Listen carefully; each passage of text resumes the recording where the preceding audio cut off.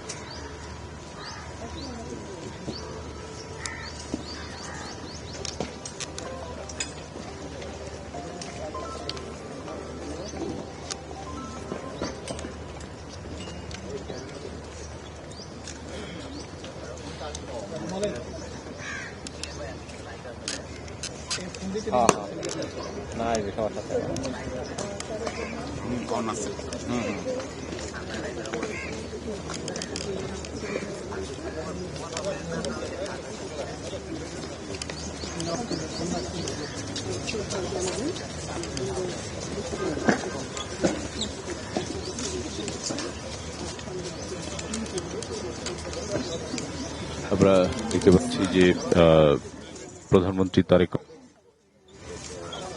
কিছুক্ষণ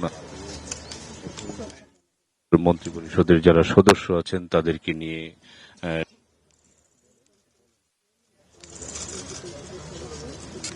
সন্তানদের প্রতি তিনি বিনম্র।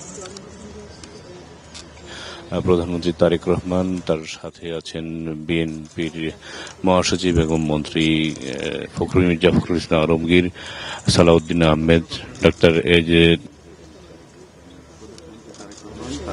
শরীফুল আলম, কাইসার কামাল,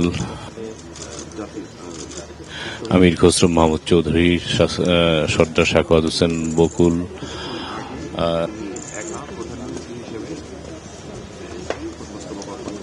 মন্ত্রী পরিষদের সদস্যরা তারা শ্রদ্ধা নিবেদন শেষ করে আনুষ্ঠানিকতা শেষ করা তারা ফিরে যাচ্ছেন। আর এরপর তারা শহীদ রাষ্ট্রপতি জিয়াউর রহমান এবং খালেদা জিয়ার মাজারে তারা শ্রদ্ধা নিবেদন করবেন প্রধানমন্ত্রী এবং তার মন্ত্রী পরিষদের সদস্যরা। তো এই ছিল এই জাতীয় স্মৃতিসৌধের সর্বশেষ খবর।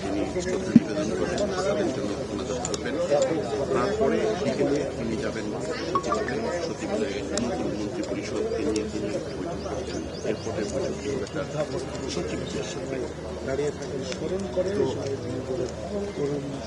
এইখানে আপনারা দেখলেন যে তার নতুন মন্ত্রিসভার সদস্যদেরকে সঙ্গে নিয়ে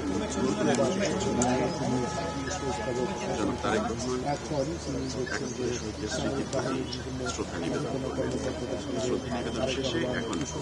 করছেন অভিবাদন জানাচ্ছেন হাত মেরে শুভেচ্ছা জানাচ্ছেন, তিনি শুভেচ্ছা গ্রহণ করছেন। প্রথমে তারেক রহমান 11টা বাজার সঙ্গে সঙ্গে প্রধানমন্ত্রী হিসেবে তিনি একইভাবে জাতির শ্রেষ্ঠ সন্তানদেরকে এই সভার স্মৃতিসৌধে তিনি পুষ্পস্তবক অর্পণ করে তিনি প্রথমে শ্রদ্ধা জানান। এরপরে তিনি তার মন্ত্রিসভার সদস্যদেরকে নিয়ে দ্বিতীয়বার আবার এই জাতির শ্রেষ্ঠ সন্তানদের। দর্শক, আমরা এতক্ষণ জাতীয় স্মৃতিসৌধে যুক্ত ছিলাম, যেখানে প্রধানমন্ত্রী তারেক রহমান এবং মন্ত্রী পরিষদের সদস্যরা সব শ্রদ্ধা জানিয়েছেন।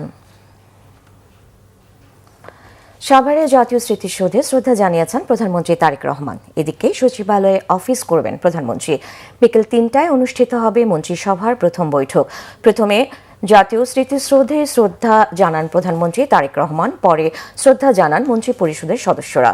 শহীদ প্রেসিডেন্ট জিয়াউর রহমান ও বেগম খালেদা জিয়ার কবরেও শ্রদ্ধা জানাবেন নতুন মন্ত্রিসভা। সচিবালয়ে বেলা 12:30টার দিকে যাবেন নতুন প্রধানমন্ত্রী। মন্ত্রিপরিষদ বিভাগের বিভিন্ন পর্যায়ের কর্মকর্তাদের সাথে কুশল বিনিময়ের পাশাপাশি সচিবদের সাথে বৈঠক হবে বলে জানা গেছে। সচিবদের সাথে প্রথম এই বৈঠকে দেশের অর্থনীতি ও আইন শৃঙ্খলা রক্ষার পাশাপাশি প্রশাসনকে আরও গতিশীল করতে দিক নির্দেশনা দিতে পারেন। সচিবালয়ের 1 নম্বর বিল্ডিংয়ের 201 নম্বর কক্ষটি সাজানো হয়েছে নতুন প্রধানমন্ত্রীর অফিস কক্ষ হিসেবে। সচিবালয়ের ঊর্ধ্বতন কর্মকর্তাদের সাথে প্রধানমন্ত্রীর বৈঠকের জন্য মন্ত্রিসভা কক্ষ গুছিয়ে নিয়েছেন দায়িত্বপ্রাপ্তরা। জুলাই সনদ বাস্তবায়ন না হলে ছাড় দেওয়া হবে না বলে মন্তব্য করেছেন জামায়াতে ইসলামীর আমির ও প্রধান বিরোধী দলীয় নেতা ডাক্তার শফিকুর রহমান। বুধবার সকালে রাজধানীর মিরপুরে পরিষ্কার পরিচ্ছন্নতা অভিযান শেষে সাংবাদিকদের সঙ্গে আলাপকালে তিনি কথা বলেন। এই সময় সংস্কারের মাধ্যমে দেশে সব ধরনের আবর্জনা দূর করে একটি পরিচ্ছন্ন বাংলাদেশ গড়ার আশা প্রকাশ করেন তিনি। আরও বলেন, জুলাই না আসলে তারেক রহমান প্রধানমন্ত্রী হতে পারতেন না এবং তিনিও প্রধান বিরোধী দলীয় নেতা হতে পারতেন না। তাই জুলাইয়ের চেতনা বাস্তবায়ন করাই সবার মূল লক্ষ্য হওয়া উচিত। সংস্কার পরিষদের সদস্য হিসাবে শপথ না নেওয়া জুলাইকে অপমান করার শামিল আমরা মনে করি। এই জুলাইয়ের কারণেই তো এই নির্বাচন হলো।